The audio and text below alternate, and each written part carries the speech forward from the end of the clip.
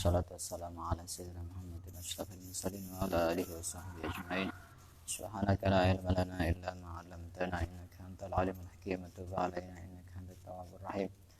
Taqabbal minna innaka antas samiul alim. Qala rabbi shrah li sadri wa yassir li amri wahlul 'uqdatam min lisani yafqahu qawli.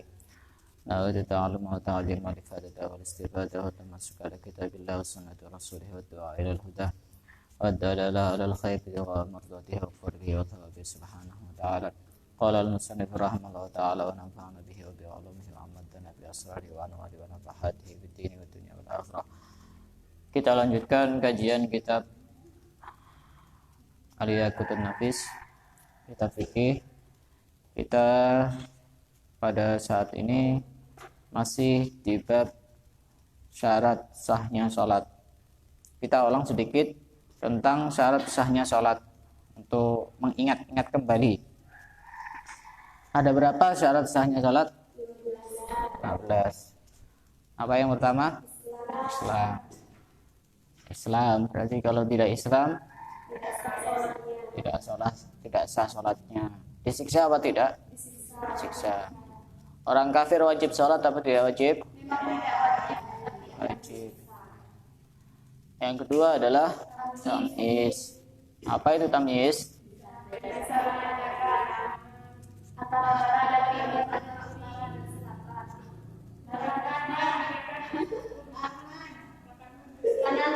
Kanan kiri. Bisa makan sendiri, bisa cebok sendiri, dan seterusnya. Yang nomor 3, masuknya waktu.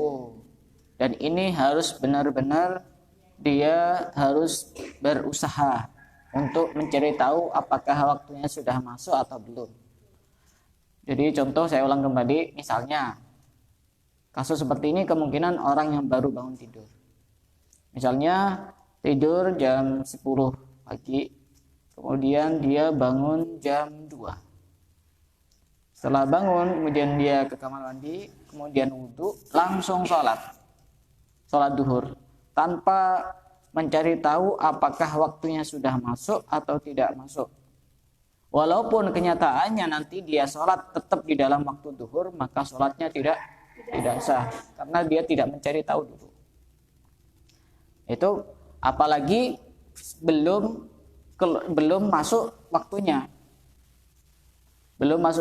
Bagaimana? Ya tadi itu, kalau tidak mencari tahu dulu maka sholatnya tidak sah. Tapi kalau sudah mencari tahu kemudian ternyata belum masuk waktunya, contohnya misalkan padam, listriknya mati, kemudian sholat subuh, bangun, kemudian dia berwudu dan dia sudah berusaha, biasanya ini sudah masuk waktu subuh, ternyata belum masuk waktu subuh. Bagaimana hukum sholatnya? Sholatnya menjadi sholat qadha jika memang punya hutang sholat. Atau misalkan dia tidak punya hutang sholat karena dia wanita sholihah, maka menjadi sholat sunnah. Itu jika memang belum masuk waktu. Kalau misalkan sholat dan ternyata sudah keluar dari waktunya, misalkan sholat duhur, biasanya asarnya itu jam 3, ternyata dia sholatnya jam 3 lebih 5 menit, otomatis kan sudah keluar dari waktu duhur. Bagaimana sholatnya? Apakah sholatnya sah?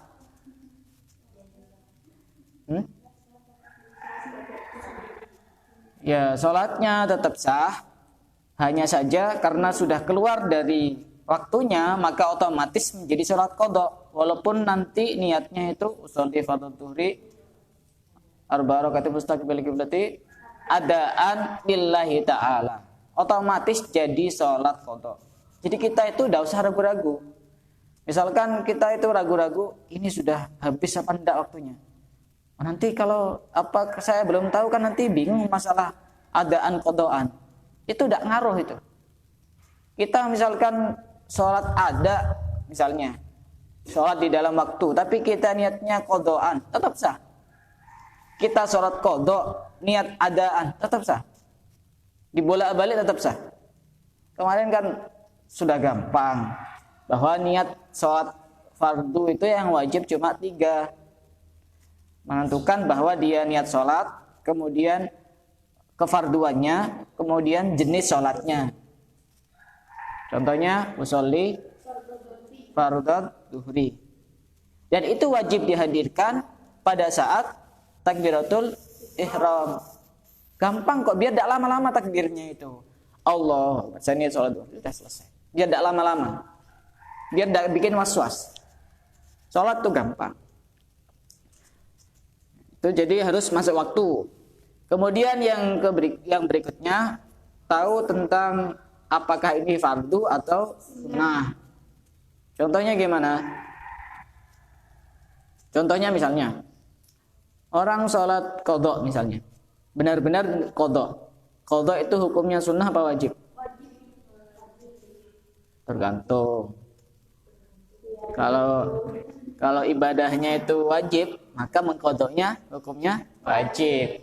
Kalau ibadahnya sunnah, maka mengqadhanya juga hukumnya sunnah. Contoh mengqadha yang sunnah gimana? Orang punya kebiasaan sholat duha misalkan. Karena ada satu kesibukan, dia lupa belum sholat duha. Ingatnya setelah duhur, gimana? Sunnah untuk mengqadha, hukumnya sunnah. Sama seperti dia punya istiqomah baca sholawat 1000 kali misalnya tiap pagi misalnya. Kemudian dia lupa karena kesibukan atau karena ketiduran dan sebagainya, kecapean, nanti diqadha. Nanti siang atau sore atau malam walaupun tidak pada waktu yang biasa. Maka ketika misalkan kita sholat qadha, kemudian kita meyakini bahwa sholat itu adalah sunnah, maka hukumnya tidak sah sholatnya. Atau sholat qobliyah, kita mengatakan itu sholat wajib, gimana? Boleh saja. Kemudian yang berikutnya, tidak meyakini kefarduan dari sholat, artinya termasuk rukun-rukun sholat itu bagian dari sesuatu yang sunnah. Coba saya tanya lagi, biar ingat. Rukun sholat ada berapa? 17 kalau diperinci. Ada 5. Apa 5 itu? Ada rukun yang ada di dalam hati, namanya niat. Ada rukun qauli, ucapan, apa saja? Meliputi apa saja? Takbiratul ihram, Fatihah, tahiyat yang keberapa? Tahiyat akhir, kemudian sholawat, kemudian salam yang waktu selesai itu. Jadi rukun qauli itu harus benar-benar didengarkan oleh dirinya sendiri. Ingat, bacaan di dalam sholat yang wajib cuma 5 ini. Perlu diingat, yang wajib cuma 5 ini. Jadi tidak usah tanya, kalau saya tidak hafal kabira walhamdulillah katsira gimana? Tidak usah, tidak apa-apa. Walaupun sengaja pun juga tidak apa-apa. Saya tidak hafal kunut, gimana? Tidak usah kunut, tidak apa-apa. Langsung sujud, tidak apa-apa. Tidak hafal tasyahud awal, tidak apa-apa. Tidak usah tasyahud awal. Nah, tapi ini otomatis sama bacanya seperti tasyahud akhir. Jadi tidak apa-apa. Makanya ketika orang meyakini salah satu rukun sholat itu dikatakan sebagai sesuatu yang sunnah, maka hukumnya batal sholatnya. Contohnya baca Fatihah misalkan, wajib apa tidak wajib?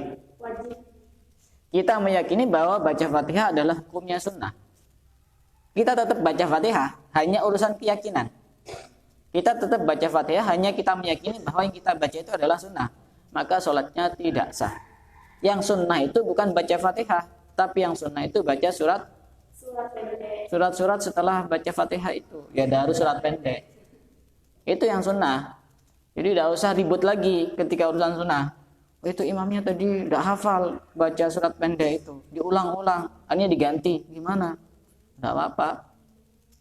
tidak ngefek ke sah dan tidak sahnya sholat, kecuali Fatihahnya yang bermasalah. Itu makanya harus benar-benar belajar Fatihah. Kemudian harus suci dari 2 hadas, baik hadas kecil maupun hadas besar.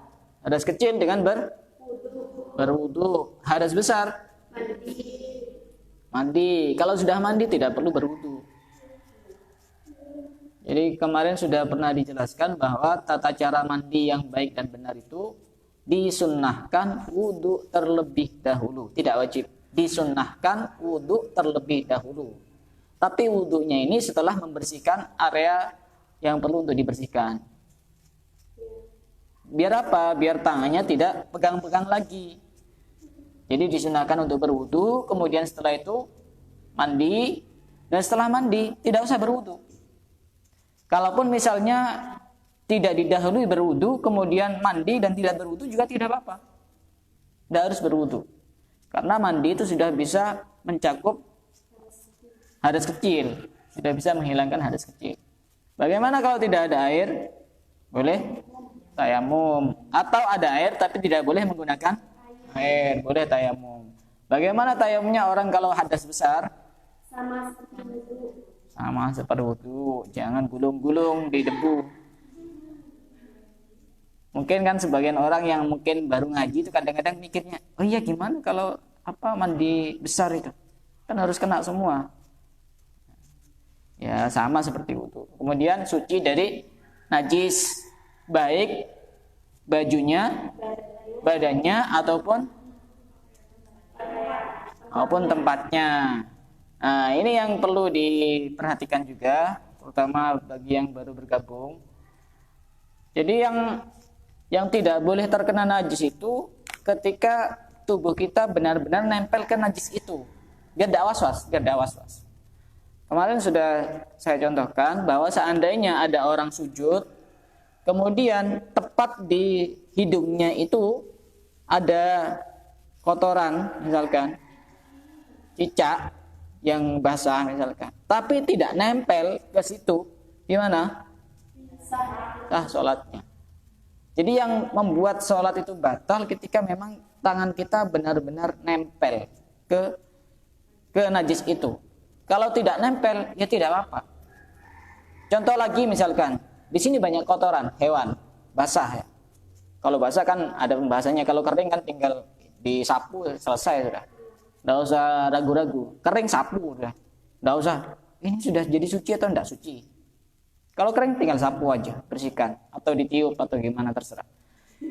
Misalkan basah, misalkan basah. Kemudian kita sholat di atas najis, tapi pakai tikar misalkan, pakai yang tidak tembus, misalkan pakai plastik, sah. Biar orang tidak ragu-ragu. Kecuali pakai sajadah kayak gini. Kenapa? Karena dia bisa tembus, basah itu nanti. Nah, bedakan. Pakai sajadah lain. Tapi kalau misalkan cuma kering, ditutupi sajadah, ya tidak apa-apa. Ditutupi sajadah, kan tidak kira tembus itu kalau kering. Tapi kalau basah, ditutupi dengan sesuatu yang tidak tembus, sah di situ, sholat di situ. Walaupun kotorannya banyak, penuh seukuran sejadah, misalkan. Ya, mungkin saja, maka sah sholatnya. Ini untuk meyakinkan, contoh yang agak ekstrim kayak gitu untuk meyakinkan, biar tidak ragu-ragu ketika sholat itu. Kemudian menutup aurat.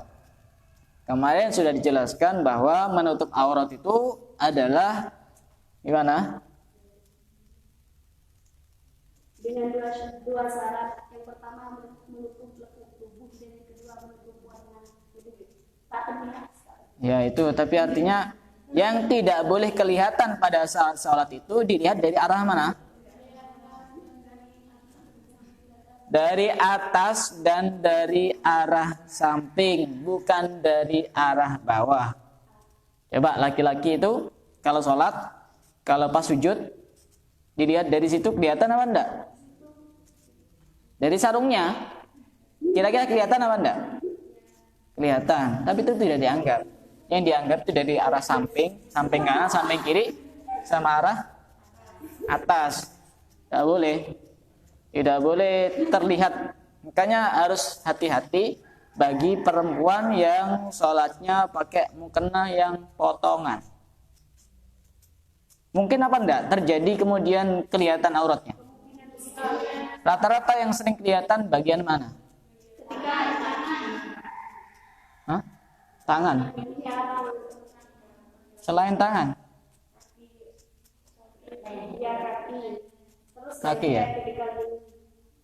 Oh, leher ya. Itu harus benar-benar hati-hati karena leher juga termasuk aurat. Kalau laki-laki misalkan ya punya, kalau tidak punya aurat itu. Misalkan pakai sarung agak longgar gitu. Tidak pakai kaos. Kelihatan dari atas ini pusarnya ini. Maka sholatnya tidak sah. Sholatnya tidak sah. Tapi kalau dari bawah, kayak misalnya ini, kayak langgar panggung itu kan pakai ini ya, pakai kayu itunya. Nah, misalkan kelihatan dari bawah itu kelihatan. Tidak apa-apa. Itu tidak termasuk. Tapi itu namanya orang tidak punya kerjaan. Harus menutup aurat. Bagaimana kalau kebuka pada saat sholat? Apakah sholatnya batal? Kalau misalkan langsung ditutupi seketika, tidak apa, sah sholatnya. Tapi kalau kemudian harus menghadap kiblat. Untuk sholat apa? Sholat fardu. Sholat fardu wajib menghadap kiblat ke arah Ka'bah. Kalau kita di depan Ka'bah harus benar-benar melihat.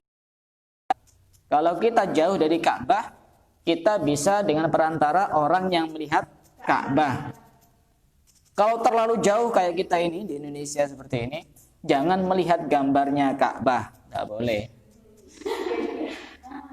Ukurannya itu arah Ka'bah, bukan melihat Ka'bah. Nanti ini dilihat di TV, kemudian kita lihat Ka'bah, padahal menghadapnya ke selatan atau ke utara, ya tidak sah salatnya. Masjid atau tidak nemu sholat. Kalau sholat sunnah, apakah wajib menghadap kiblat?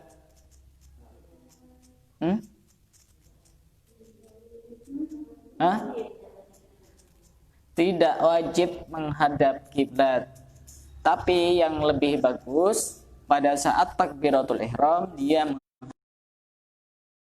tidak apa-apa. Jadi kalau misalkan ada orang punya keistiqomahan sholat duha misalkan, kemudian dia mau perjalanan ke mana? Amerika. Contohnya kurang, masa Pasuruan sudah gini, itu arah barat itu, ke Banyuwangi. Pasuruan, Surabaya kan tanpa membatalkan sholat boleh. Nanti ketika sudah selesai kita lanjutkan, boleh. Ketika memang dia tidak mau membatalkan sholat. Tapi kalau mau membatalkan sholat juga tidak apa-apa. Kemudian dia sholat lagi, tidak apa-apa karena darurat. Kemudian tidak berbicara. Bicara yang membatalkan sholat yang bagaimana? Bicara yang lebih dari masyarakat yang banyak, lebih dari yang disamakan. Lebih dari 4 kalimat. Baik sengaja atau lupa. Atau kurang dari 4 kalimat tapi sengaja. Atau 1 huruf tapi bisa memahamkan orang lain. Di Hadramut itu ada namanya Habib Muhammad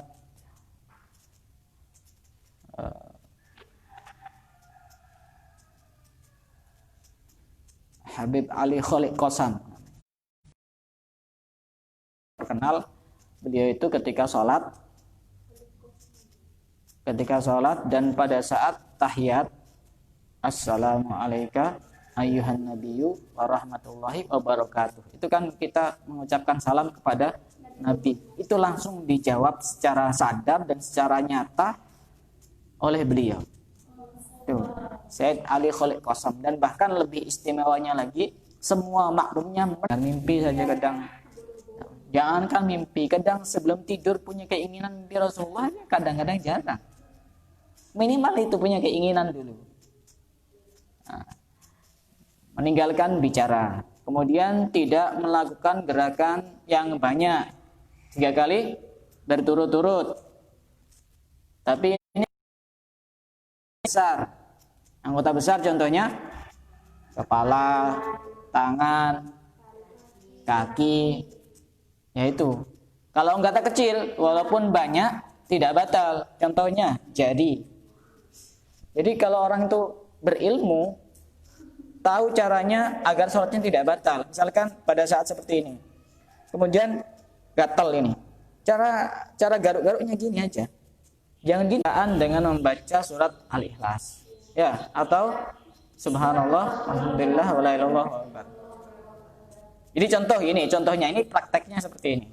3 kali gerakan berturut-turut. Misalkan gini, 1, Allah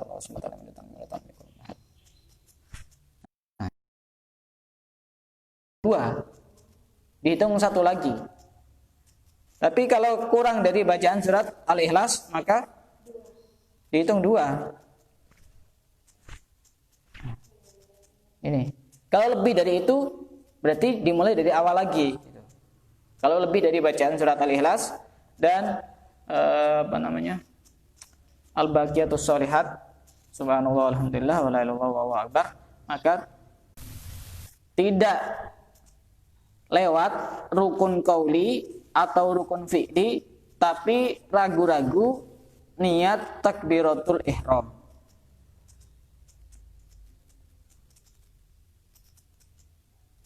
Paham? Enggak paham? Ini tidak lewat rukun qauli atau fi'li disertai ragu-ragu terhadap niat takbiratul ihram. Contohnya gini. Kita sudah membaca surat Al-Fatihah. Ya, sudah membaca surat Al-Fatihah. Rukun qauli apa rukun fi'li? Rukun qauli apa fi'li? Fatihah. Fi'li apa qauli? Atau tadi saya sudah baca takbiratul ihram atau tidak? Dan itu diingat-ingat pada saat melakukan rukun qauli, baik ketika dia itu baca Fatihah atau misalkan ketika dia rukuk misalnya. Tadi saya sudah takbiratul ihram atau belum ya? Salat otomatis batalnya salat. Apa lewat dia melakukan rukun qauli atau fi'li tapi disertai ragu-ragu apakah dia sudah niat pada saat takbiratul ihram atau apakah dia sudah mengucapkan takbiratul ihram atau belum, salatnya batal. Jika memang dia ragu-ragu. Beda lagi kasusnya ketika memang dia mengingat-ingat kemudian dia baru ingat, oh tadi saya ingat, ragu-ragu, tidak lama. Lama ya sesuai dengan kebiasaan. Ukuran lama itu sesuai dengan kebiasaan kita. Anggap lama ya lama, anggap sebentar ya sebentar. Sudah bisa membatalkan sholat ketika itu hubungannya dengan takbiratul ihram, karena itu pembuka sholat atau niat pada saat takbiratul ihram. Beda dengan ragu-ragu dalam hal urusan bilangan rakaat. Kalau urusan bilangan rakaat, ini sudah rakaat ketiga apa keempat, kita ragu-ragu, tidak batal sholatnya, tapi yang harus dilakukan adalah tetap sah. Paham? Yang berikutnya, wa alla yanwiya qad'as shalah. Tidak niat memutus sholat. Kalau di tengah-tengah sholat kita niat saya mau membatalkan sholat, otomatis benar-benar membatalkan sholat, sholatnya batal. Sholatnya batal.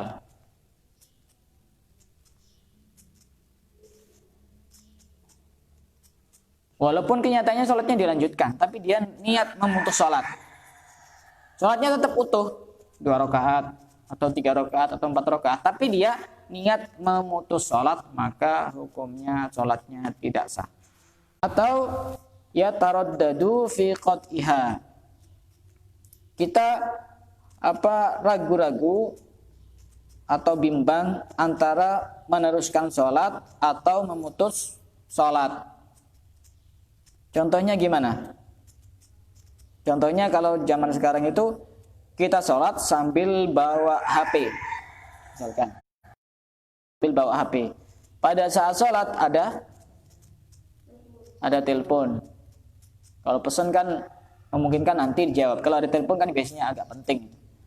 Kemudian kita ragu-ragu, ini diangkat atau tidak, diangkat atau tidak. Itu ragu-ragu. Diangkat atau tidak, dibatalkan atau tidak, maka sholatnya batal. Itu ragu-ragu. Ragu antara meneruskan sholat dan memutus sholat. Menggantungkan memutus sholat. Contoh ini kan cuma contoh itu banyak. Ini kan cuma sekedar contoh. Sholatnya dalam keadaan mendung. Kita punya jemuran. Kemudian sudah sholat pada saat takbiratul ihram masih belum hujan. Cuma dia sudah punya niatan, nanti kalau hujan langsung saya batalkan sholatnya. Walaupun belum dibatalkan, sholatnya sudah batal. Walaupun belum dibatalkan, sholatnya sudah batal. Atau juga, apa itu ab'adus sholat? Sunnah ab'ad di dalam sholat. Sunnah ab'ad itu apa? Sunnah yang ketika disunnahkan sujud sahwi. Ingat, sujud sahwi hukumnya sunnah. Nanti wajib. Nanti kan tanya lagi. Tadi saya lupa enggak sujud sahwi. Kan repot, tanyanya terlalu banyak tanya nanti. Ya, silakan.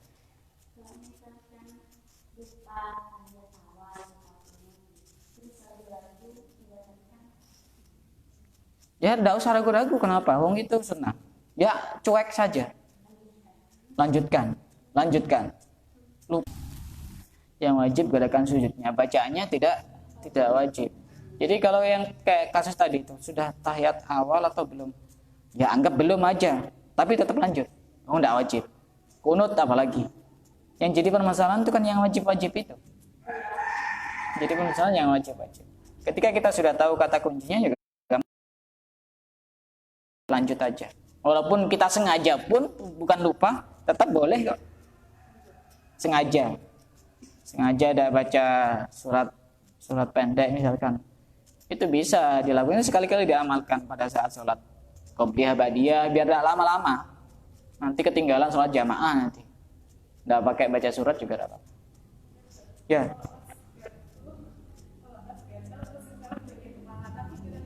Contohnya apa? Melompat atau mukul dengan, ya tidak harus tepuk tangan. Tepuk tangan ya bisa, kasus tepuk tangan tapi dengan yang keras gini. Atau di sini ada nyamuk gini. Kalau orang itu tahu ilmunya, tidak pakai emosi mukul nyamuknya, cukup diusir aja. Atau misalkan mukul itu juga nanti bisa berbahaya ketika misalkan sampai nyamuknya mati, kemudian keluar darah. Itu najis hukumnya ketika kita sengaja. Makanya biarkan aja, anggap kita sedekah. Kapan sedekah? Jarang-jarang sedekah. Ketika sama nyamuk gitu. Ya. Di laut, otomatis ini kan nyelam gitu. Ini contohnya ini, misalkan ini dipel basah semua, nggak pakai sajadah, ya sah sholatnya di basah-basah. Apalagi tadi pakai sajadah. Selama memang kita benar-benar tidak melihat najis di lapangan itu, tidak usah ragu-ragu. Keutamaan orang Islam itu kan dipakai untuk sebagai masjid, sebagai sholat. Beda kayak misalkan orang di agama Islam itu kan ibadahnya harus di tempat ibadahnya sendiri. Kita kan ibadahnya tidak harus di masjid, kecuali satu ibadah, sholat sholat Jumat. Sholat Idul Fitri ya boleh di masjid, boleh di lapangan, boleh juga di rumah. Cintanya kepada orang lain, membicarakan walaupun ini adalah hal urusan yang baik, tapi berlebihan, dilebih-lebihkan. Itu yang tidak boleh, itu bukan karena membicarakan kebaikannya, tapi karena berlebih-lebihan. Itu namanya kan berarti dia berbohong. Kalau dilebih-lebihkan, berdusta. Tidak termasuk ghibah. Itu membicarakan keburukan orang lain di belakangnya. Kadang-kadang orang juga tanya, oh berarti ini mumpung ada orangnya kita ini apa ghibah ini aja. Ya memang itu bukan ghibah namanya, tapi namanya menghina. Sama-sama dosa. Memang namanya bukan ghibah lagi. Ghibah bukan bicara kedekat misal kan biasa kalau anak cowok besar kan otomatis cowok yang perempuan maksudnya kan kita tidak tahu sama siapa sama dia itu dosa benda yang laki-laki gimana itu maksudnya?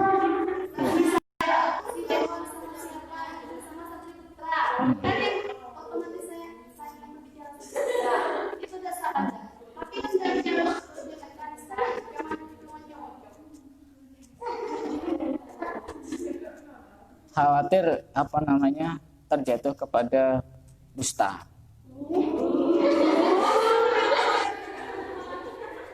Terjatuh kepada dusta. Rumahnya bisa berhubungan dengan kendaraannya. Sama apalagi suara bersambung dengan tubuhnya. Contoh misalkan baju misalnya. Baju. Itu si apa ya kok kayak gitu. Kayak gitunya itu agak merendahkan. Yang dibahas bajunya. Sama. Dikatakan ghibah. Walaupun cuma bajunya. Itu mereknya apa ya bajunya? Tapi mereknya ini tanyanya ndak enak gitu loh. Bukan murni tanya, tapi tanyanya ndak enak ini. Ada tanda tanya besar. Itu juga bagian dari ghibah. Atau misalkan itu sepedanya ada majelis Humairah itu. Setiap sebulan sekali. Itu mendatangkan materi yang gonta-ganti. Salah satunya saya. Pada waktu itu saya mengangkat tema ghibah. Khusus ghibah itu saya bahas 1,5 jam kalau tidak salah itu. Ada pembahasan khusus. Nanti kita akan bahas itu kalau memang dibutuhkan.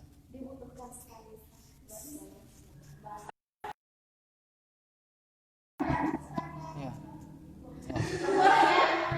Terakhir, pertanyaan terakhir. Sindiran ini apa namanya? Kalau misalkan dengan sindiran, kemudian di situ ada banyak orang dan orang yang ada di depan kita itu otomatis dia paham bahwa yang disindir ada si fulan, sama apa ada yang kehilangan uangnya, katanya ada pencopet yang masuk, ada perampok. Iya Pak polisi, tapi di dalam Islam itu ghibah tidak diperbolehkan. Terlalu solihah. Boleh kayak gitu. Ketika dalam hal urusan kasus-kasus kriminal atau untuk bertanya tentang hukum. Contohnya, ada seorang istri tanya kepada salah seorang ustadz, ini gimana hukumnya suami yang memukul istri? Ini kan menceritakan keburukan suaminya, tapi dalam rangka untuk mana hukum